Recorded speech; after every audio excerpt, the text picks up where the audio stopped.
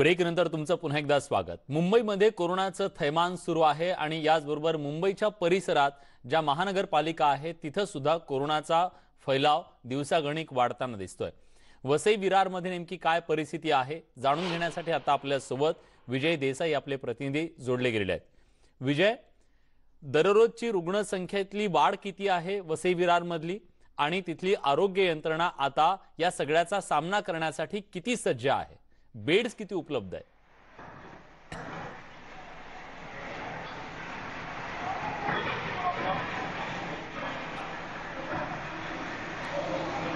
या वसई विरारमध्ये जवळजवळ 2000 बेड खासगी आणि शासकीय असं मिळून टोटल 2000 बेड उपलब्ध आहेत। या ठिकाणी वसई विरार महानगरपालिकेचं मी आता जो उभा आहे चंदनसारचं हे फक्त कोविड रुग्णालय आहे।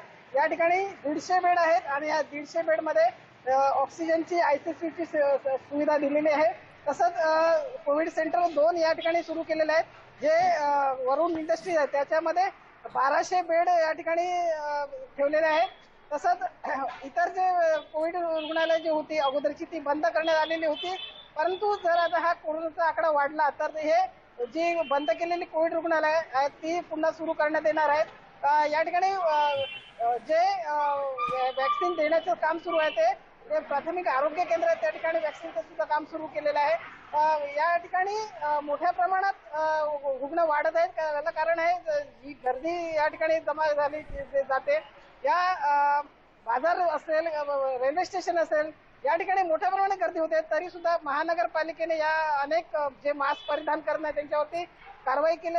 प्रभाग जी कार्यालयामध्ये 7 लाखाचा दंड या ठिकाणी वसूल करण्यात आलेला आहे, तर इतर प्रभागामध्ये 2,60,000 असे दंड सुद्धा वसूल करण्यात, परंतु या ठिकाणी जे आकडा दिवसेंदिवस वाढत आहे 300 पर्यंत हा 296 पर्यंत हा आकडा। विजय, एक सांगा, आता जे आकडे वाढतायत त्याच्यामध्ये वसई विरार मधून खूप मोठ्या संख्येनं लाखोंच्या संख्येनं रोजगारासाठी पोटा पाण्यासाठी लोक मुंबईत येत असतात। मुंबईतल्या या प्रवाशांमुळे, रोज प्रवास करणाऱ्या चाकरमान्यांमुळे तिथं कोरोना वाढतोय का? त्या दृष्टीने काही प्रयत्न सुरू आहेत का ही रुग्णसंख्या थोपवण्यासाठी?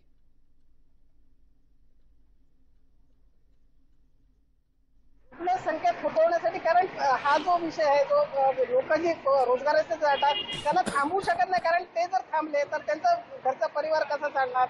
यामुळे याच्यावरती नियंत्रण नेमकं कसं करायचं याकडे प्रशासन आता प्रयत्न करते, परंतु जर ते कामावर नाही गेले तर त्यांचा रोजगार कसा जाणार, घर कसं चालणार? याच्यावरती काहीतरी शासनाने उपाययोजना केली पाहिजे।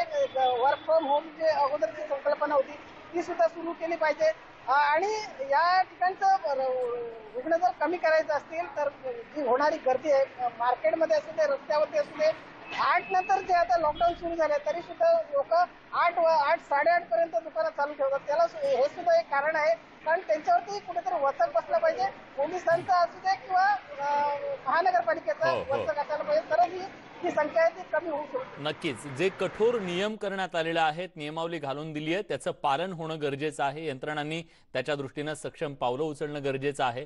धन्यवाद, तुम्ही वसई विरार मधून ही सगळी माहिती दिली त्याच्याबद्दल।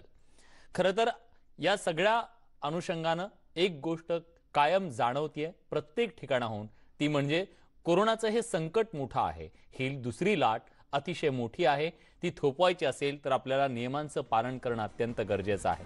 त्यातला एक अत्यंत महत्त्वाचा नियम, ढाल म्हणून वापरला जाणारा हा मास्क आपल्या स्वतःसाठी, इतरांच्या आरोग्यासाठी अत्यंत गरजेचा आहे। एक छोटासा ब्रेक घेतोय, कुठे जाऊ नका, पहा फक्त न्यूज 18 लोक।